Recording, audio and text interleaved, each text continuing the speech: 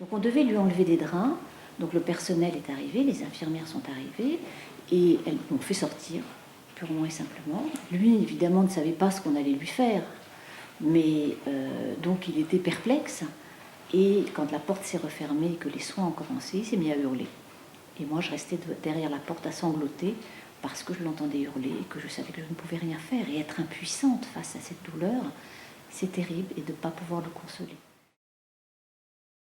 Quand il est remonté dans sa chambre, il a refusé de me parler et même de me regarder, ce qui était extrêmement douloureux pour la maman que je suis.